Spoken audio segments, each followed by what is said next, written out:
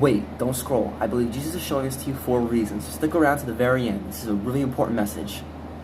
You can scroll. That's amazing. Guys, today we're going to be reading Romans 4:4. Now to the one who works, his wages are not counted as a gift, but as his due. And to the one who does not work, but believes in him who justifies the ungodly, his faith is counted as righteousness.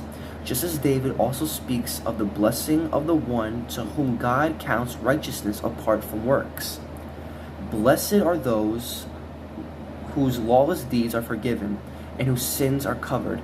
Blessed is the man against whom the Lord will not count his sin. Right then and there, the message is clear. We don't get into heaven by works. That's something that's a fallacy. And that's an easy pitfall that Satan tries to make a lot of Christians fall into. It's one that I've fallen into, it's one that my family's fallen into, it's one that my friends have fallen into, and it's an easy one to fall into. But you have to understand something though. Jesus Christ put on David's heart, and then David, through Paul, it was preached that we don't get into heaven by works. The works that we do are not accounted for as doing God a favor. It's accounted for as that's the debt we have to pay off. So for those who are only doing works and putting faith on the back burner, know that those works are not getting you anywhere. In fact, they could be getting you farther from God. Even if it's righteous works, it's still works. You still think that you can almost buy your way into heaven. That's not how heaven works. The way you get into heaven, Jesus said it himself, by confessing with your mouth and believing in your heart that Jesus is Lord and Savior. Now, believing in your heart, that is something called love, where you have a love for Jesus, and that love comes into your heart, and that changes you.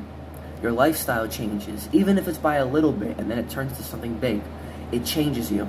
The things and the works that you do should come out of a place of love, effortless love, not obligation.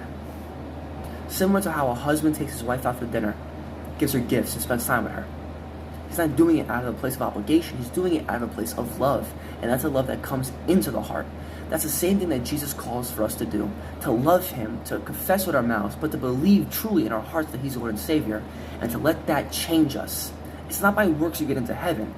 It's by faith that works you get into heaven. The main point to take away, guys, is that you don't get into heaven by doing a string of things, by going to church and preaching. Like, those are great things to do.